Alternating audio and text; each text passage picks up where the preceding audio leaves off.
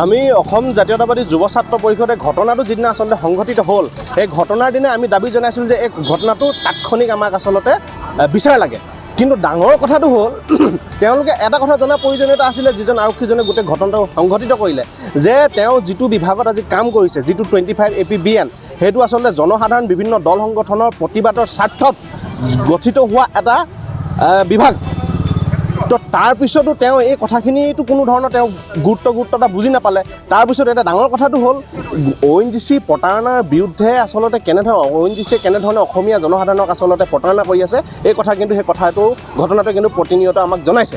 কিহৰ কাৰণে যে ONGCত সোমাবলৈ যোৱাৰ লগে লগে স্থানীয় জনসাধাৰণক যিধৰণে বাধা দিয়া হয়, প্ৰতিৰক্ষা বাহিনী লগাই তেওঁলোকে ONGC নিজৰ ভিতৰুৱা কুকৰ্মসমূহ ঢাকিবৰ কাৰণে যিধৰণে প্ৰতাৰণা কৰি আহে, সেই সেইদিনাখিনিয়ে আচলতে প্ৰতিয়ন কৰিছোঁ। আৰু লগে লগে আমাৰ সাংবাদিক বন্ধুসকলে তেওঁলোকে কেৱল মাত্ৰ ভিতৰলৈ যোৱাৰ অনুমতি বিচাৰি সেই সময়ত তেওঁলোকে যুক্তিযুক্ততা কৰি থকাৰ সময়তে আচলতে জোৱানজনে নিজৰ সংযমহীনতা হেৰুৱাই কি ধৰণে আচলতে অন কেমেৰাৰ সন্মুখত তেওঁ বন্দুক টোৱাবলৈ সাহস কৰিলে।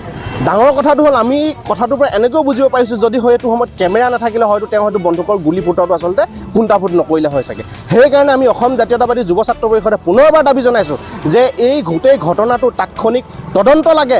আৰু এটা কথা আমি ক'ব বিচাৰিছোঁ যে জোৱানজনৰ বিৰুদ্ধে প্ৰতিবাদ সাব্যস্ত কৰা ঠিক মুহূৰ্ততে তেওঁক ৰক্ষণাবেক্ষণ দিবৰ কাৰণে কেইজনমান উচ্চপদস্থ বিষয়াই কিন্তু আমাৰ সাংবাদিক বন্ধুসকলকো সেই সময়ত কিন্তু আমি নিজৰ চকুৰে দেখা পাইছিলোঁ যে আমাৰ সাংবাদিক বন্ধুসকলক তেওঁলোকে ব্যভিচাৰ চলাইছিল, বিভিন্ন যুক্তিযুক্তৰে তেওঁলোকক মানে অত্যাচাৰ কৰিছিল। এতিয়া কথাটো হ'ল ইমানখিনি পৰ্যায় হৈ যোৱাৰ পিছতো এজন আৰক্ষী জোৱানে জনসাধাৰণৰ সুৰক্ষাৰ কাৰণে নিয়োজিত এজন আৰক্ষী জোৱানে নিজৰ সংযম যিহেতু নাই, সংযম নথকা আৰক্ষী জোৱানজনক সুৰক্ষা দিবৰ কাৰণে কিন্তু তেওঁ ঊৰ্ধ্বতম কৰ্তৃপক্ষই চেষ্টা কৰিছে।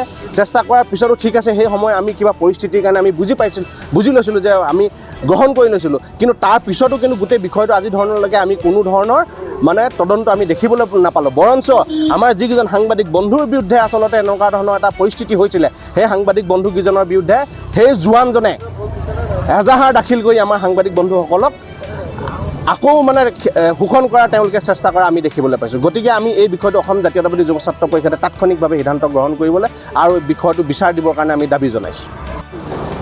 গণতন্ত্ৰৰ চতুৰ্থ স্তম্ভ সাংবাদিকৰ এতিয়া নিৰাপত্তা নাই, যিহেতু নিৰাপত্তাহীনতাত ভুগিছে সাংবাদিকসকলে।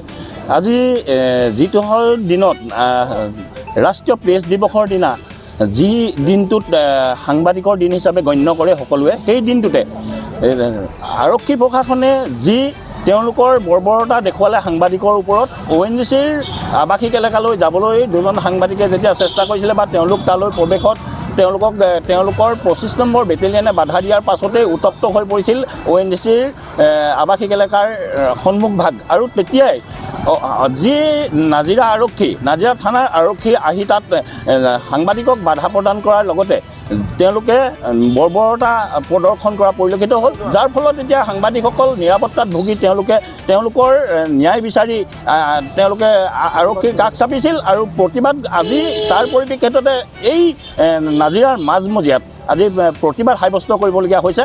আৰু এটা লজ্জাজনক কথা, যিহেতু অসম আৰক্ষীয়ে তেওঁলোকে বাৰম্বাৰ তেওঁলোকৰ নিজৰ যি কুকৰ্ম, তেওঁলোকৰ এই চৰিত্ৰসমূহ প্ৰকাশ পোৱাৰ পাছত তেওঁলোক এতিয়া এনেধৰণে লজ্জিত হৈ পৰিছে। আৰু তেওঁলোকৰ কি কাৰণে তেওঁলোকৰ নিজৰ দুখ ঢাকি তেওঁলোকে নিজক লুকুৱাবলৈ চেষ্টা কৰে। আৰু এইসকল অসম আৰক্ষীয়ে বাৰম্বাৰ তেওঁলোকৰ কুকৰ্ম ঢাকি আমাৰ যি সাংবাদিকৰ নিৰাপত্তাহীনতাত ভোগাৰ যি উপক্ৰম হৈছে, তাতো তেওঁলোকে একেই প্ৰদৰ্শন কৰা পৰিলক্ষিত হৈছে। আৰু এতিয়া সিদিনা যিদিনাখনৰ এই ঘটনাটো সংঘটিত হৈছিল 16 নৱেম্বৰ দিনাখন, তেওঁলোকে গেটৰ সন্মুখত যেতিয়া বাধা প্ৰদান কৰিছিল, তাৰ পাছতে আমাৰ সাংবাদিকসকলে তাত প্ৰতিবাদৰ দৰে কাৰ্যসূচীও গ্ৰহণ কৰি তেওঁলোকক এখন আজাহাৰ দাখিল কৰিছিল। কিন্তু সেই আজাহাৰৰ আজিলৈকে কোনো সুফল নোপোৱাৰ ফলতেই আজি তাৰ পৰিপ্ৰেক্ষিতত আমাৰ সাংবাদিকসকল আৰু লগতে বিভিন্ন দল সংগঠনৰ লোকো আমাৰ লগত আহি তেওঁলোকে আজি আমাক ইয়াত প্ৰতিবাদস্থলীত অংশগ্ৰহণ কৰা পৰিলক্ষিত হৈছে।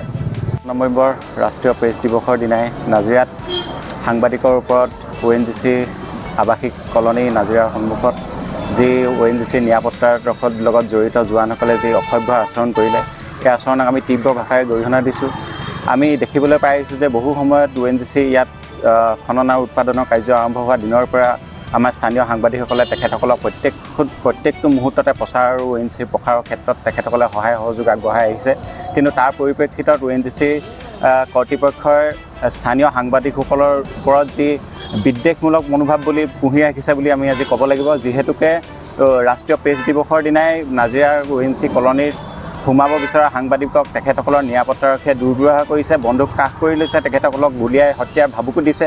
কিন্তু এই কাৰ্য কোনো ধৰণে মানি লোৱা নহ'ব আৰু এনেকুৱা ধৰণৰ কাৰ্য কৰিবৰ কাৰণে তেখেতসকলে সাহস কৰিব পাৰিছে। ONGC নিয়োজিত 25 বেটেলিয়নে আমাৰ স্থানীয় যুৱকসকলে সংস্থাপনৰ ক্ষেত্ৰত সকলোৱে মাত মতাৰ পৰিপ্ৰেক্ষিতত ONGCয়ে গঠন কৰি দিছিলে 25 বেটেলিয়ন। এই 25 বেটেলিয়নত সম্পূৰ্ণ অসমীয়াৰ দ্বাৰা জড়িত হৈ আছে। কিন্তু আজি 25 বেটেলিয়নৰ জোৱান হৈ কিয় আমাৰ স্থানীয় সাংবাদিকসকলক সংবাদ গ্ৰহণ কৰিবলৈ যোৱাৰ সময়ত তেখেতসকলে ONGC কলনীত সোমোৱাত বাধা আৰোপ কৰিছে আৰু তেখেতসকলক বন্দুক গুলীয়াই হত্যাৰ ভাবুকি দিছে।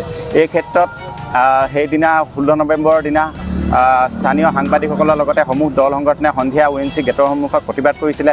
সেই প্ৰতিবাদৰ পৰিপ্ৰেক্ষিতত যিজন অভিযুক্ত জোৱান আছিলে ভাস্কৰ গগৈ, তেখেতৰ ওপৰত এখন এজাহাৰ দিয়া হৈছিলে আৰু আমাৰ স্থানীয় প্ৰশাসন আৰু নিৰাপত্তাৰক্ষী আৰু ONGCয়ে সেই ভাস্কৰ গগৈক আচলতে তেখেতসকলে আমাক আভুৱা ভাবিবৰ কাৰণে বুলিয়ে কৈছোঁ, আভুৱা ভাবিবৰ কাৰণে তেখেতক গ্ৰেপ্তাৰ কৰা এখন নাটক সৃষ্টি কৰিলে।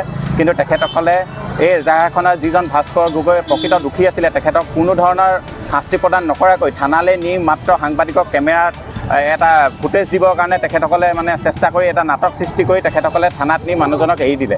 কিন্তু আজিলৈকে সেই এজাহাৰখনৰ ভিত্তিত ভাস্কৰ গগৈৰ ওপৰত কি বিহিত ব্যৱস্থা হ'ব, তেখেতৰ এই ঘটনাটোৰ ওপৰত উচিত তদন্ত কৰা আমি দেখিবলৈ পোৱা নগ'ল।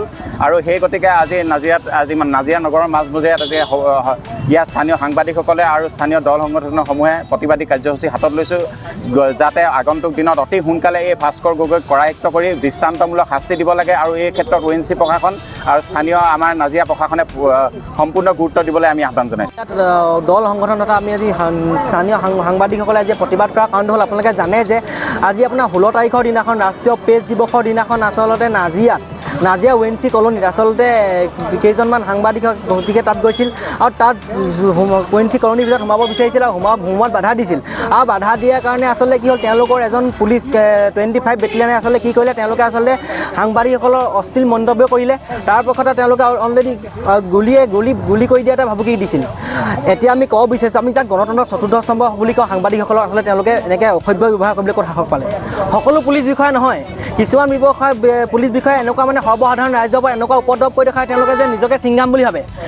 তেওঁলোকক মই কৈছোঁ সকলো নহয়, তেওঁলোক যিকেইজনে নিজকে ছিংগাম বুলি ভাবে তেওঁলোকৰ সঁচাকৈ যদি সাহস আছে তেওঁলোকে যাওক বৰ্ডাত গৈ কৰি দিব দম দেখায়। সাধাৰণ ৰাইজৰ আগত দম দেখাই একো লাভ নাই। আৰু আমি মুখ্যমন্ত্ৰী হিমন্ত বিশ্ব শৰ্মা ডাঙৰীয়া তথা আমি DGP সিং মহোদয়ক অনুৰোধ জনাইছোঁ, এই যিজন 25 বেটেলিয়ন ভাস্কৰ গগৈক অতি শীঘ্ৰে চাকৰিৰ পৰা নিলম্বন কৰক। আৰু আমি আশা কৰিছোঁ যে এই ঘটনা নাজিৰাতে এইটো ঘটনা শেষ বুলি হৈ থাকক, তাকে আমি অনুৰোধ কৰিছোঁ। কিন্তু আমি কলা বেজ পৰিধান কৰি সংবাদকৰ্মী হিচাপে বৰ লজ্জিত হৈ আমি ৰাজপথৰ কাষত জনসাধাৰণৰ সন্মুখত আমি প্ৰতিবাদী কাৰ্যসূচী প্ৰদৰ্শন কৰিবলগীয়া হৈছে। আমি এনেকুৱা এটা কাৰ্যসূচী হাতত ল'বলৈ কিয় বাধ্য হ'লোঁ আৰু এই কাৰ্যসূচী আমি কিমানলৈকে আৰু প্ৰসাৰিত কৰিব লাগিব, আমি কিমানলৈ প্ৰসাৰিত কৰিব দৃষ্টিত আমি এতিয়া চিন্তা কৰি আছোঁ। কিন্তু এইখিনি মুহূৰ্তলৈকে কিন্তু আমি অপেক্ষা কৰি আছিলোঁ যে যোৱা 36টা ঘণ্টা অতিক্ৰম কৰা পৰ্যন্ত নাজিৰাৰ যিসকল সংবাদকৰ্মীয়ে আৰক্ষীৰ গুলিৰ সুমুকি তেওঁলোকে শুনিছিল, যেতিয়া তেওঁলোকক ONGCৰ নিয়োজিত সুৰক্ষাৰ জোৱানে তেওঁলোকক গুলীয়াই মাৰিম বুলি বন্দুকৰ কাকত হাত দিছিল, ঠিক তেনেকুৱা পৰিস্থিতিত সেই আৰক্ষীক সেই ঠাইতে চিনাক্ত কৰি আৰক্ষীৰ ওচৰত চমজাই দিয়াৰ লগতে তেওঁৰ ওপৰত ব্যৱস্থা ল'ব পৰাকৈ এজাহাৰ দাখিল কৰা হৈছিল। আৰু সেই মুহূৰ্তত এজাহাৰ দাখিল কৰাৰ 24 ঘণ্টা আৰু 24 ঘণ্টাৰ পৰৱৰ্তী 36 ঘণ্টাও অতিক্ৰম কৰি যোৱাৰ মুহূৰ্তত কিন্তু অসম আৰক্ষীৰ বিশেষকৈ নাজিৰা আৰক্ষীৰ কোনো ইতিবাচক পদক্ষেপ, কোনো ইতিবাচক ব্যৱস্থা গ্ৰহণ আমি দেখা নাপালোঁ। আৰু তাৰ লগতে এটা আটাইতকৈ ডাঙৰ কথা, প্ৰতাৰক ৰূপে পৰিণত হৈছে আৰক্ষী যিদৰে, ঠিক একেদৰে প্ৰতাৰণাৰ দলিলত তেওঁলোকেও ভৰি দিছে নেকি যে নাজিৰা মহকুমা আৰক্ষী বিষয়াৰ লগত সিদিনা আমি দেখা পাইছিলোঁ যে আমাক আহ্বানো জনাইছিল যে আপোনালোকে আটক কৰি অনা ব্যক্তিজনক যেতিয়া আমি গাড়ীৰে ভৰাই আমি থানালৈ লৈ যাম, গাড়ীৰে পৰিবহণ কৰি থানালৈ লৈ যাম, সেই সময়ত যাতে তাত উপস্থিত দল সংগঠন বা আপোনালোকে কোনো ধৰণৰ ঠেলা হেঁচা নকৰে, কোনো ধৰণৰ আক্ৰমণ কৰিবলৈ উদ্যত নহয়। আমি সকলোখিনি পৰিৱেশ তেওঁলোকৰ আশ্বাসত আমি শান্তি শৃংখলা আৰু গণতন্ত্ৰৰ পৰম বিশ্বাসী হিচাপে আমি সেইখিনি মানি লৈছিলোঁ আৰু তেওঁক থানালৈকে সুৰক্ষাৰ মাজেৰে লৈ যোৱাত আমি সহায় কৰিছিলোঁ। আৰু পৰৱৰ্তী সময়ত আমি আশা কৰিছিলোঁ যে যিদৰে তেওঁলোকে প্ৰতিশ্ৰুতি দিছিল, যিদৰে অসামৰিক প্ৰশাসনৰ মুৰব্বীও তাত উপস্থিত আছে, আমি তেতিয়া ভাবিছিলোঁ সঁচাকৈ তেওঁলোকে জনসাধাৰণে কেতিয়াবা উজৰ আপত্তি কৰিবলগীয়া থল থাকিলেও অন্ততঃ সাংবাদিকসকলৰ ক্ষেত্ৰত তেনেকুৱা থল আজি নাথাকিব। কিন্তু আটাইতকৈ পৰিতাপৰ কথা, আমি জনসাধাৰণক আহ্বান জনাম যে চূড়ান্ত প্ৰতাৰকৰ প্ৰশাসনত পৰিণত হৈছে অসম আৰক্ষী, আৰু অসম আৰক্ষীৰ এই চূড়ান্ত প্ৰতাৰণাৰ প্ৰতিবাদত আজি নাজিৰাৰ ৰাজপথত সাংবাদিক। ধন্যবাদ। আজি নাজিৰা সাংবাদিকসকল প্ৰতিবাদত বহিবলগীয়া হৈছে, কাৰণ প্ৰেছ ডে দিৱসৰ দিনাখনেই আমাৰ নাজিৰা সাংবাদিকসকল যথেষ্ট অপমানৰ সন্মুখীন হ'ল। এগৰাকী 25 বেটেলিয়নৰ জোৱানে বন্দুক টোৱাই গুলিয়াবলৈ উদ্যত হৈছিলে আমাৰ সাংবাদিকসকলক। লগতে নাজিৰাৰ থানাৰ এগৰাকী উপ পৰিদৰ্শক অনামিকা বুঢ়াগোহাঁই নামৰ এগৰাকীও আমাৰ জ্যেষ্ঠ সাংবাদিকজনক কিয় আহিছে, কেলৈ আহিছে, আমি প্ৰতিবাদ কৰিবৰ সময়ত তেওঁ যিভাৱে আঙুলিটো এটা উচ্চ বাচ্য কৰিছিল, এই দুইটা ঘটনাই আমি উচিত তদন্তৰ বাবে বা এজাহাৰ দাখিল কৰিছিলোঁ আৰক্ষী থানাত। কিন্তু সেই এজাহাৰ ভিত্তিত এতিয়া 36 ঘণ্টা পাৰ হৈ গ'ল, কিন্তু কোনো ব্যৱস্থা তেওঁলোকে গ্ৰহণ কৰা নাই। ইপিনে অসমৰ মুখ্যমন্ত্ৰীয়ে কয় যে আৰক্ষী সংযত হওক, কথা কওঁতে বা ব্যৱহাৰ পাতি সংযত হ'বলৈ কৈছে, কিন্তু নাজিৰাত তাৰ ওলোটা প্ৰতিচ্ছবি দেখিবলৈ পাইছোঁ। আৰু এই ওলোটা প্ৰতিচ্ছবি আমি প্ৰতিবাদ কৰি তেওঁলোকৰ যি দুজন দোষী ব্যক্তি আৰক্ষী বিষয়া, তেওঁলোকক আমি মানে নিলম্বিত বা তেনেকৈ উচিত ব্যৱস্থা গ্ৰহণ কৰিবলৈ আমি দাবী জনাইছিলোঁ। কিন্তু তৎসত্ত্বেও 36 ঘণ্টাৰ পিছতো আমাক কোনো ব্যৱস্থা তেওঁলোকে গ্ৰহণ কৰা নাই। আৰু সাংবাদিকসকল, গণতন্ত্ৰৰ চতুৰ্থ স্তম্ভ সাংবাদিকসকলক অপমান কৰা নিচিনা হৈছে। আৰু আমি এই কাৰ্যৰ প্ৰতিবাদ জনাই আজি সমূহ নাজিৰাৰ সাংবাদিকসকল আৰু বিভিন্ন দল সংগঠনৰ সৌজন্যত বা সহযোগত আমি এই প্ৰতিবাদ জনাইছোঁ যে তেওঁ উচিত তদন্ত হৈ দোষীক শাস্তি দিব লাগে।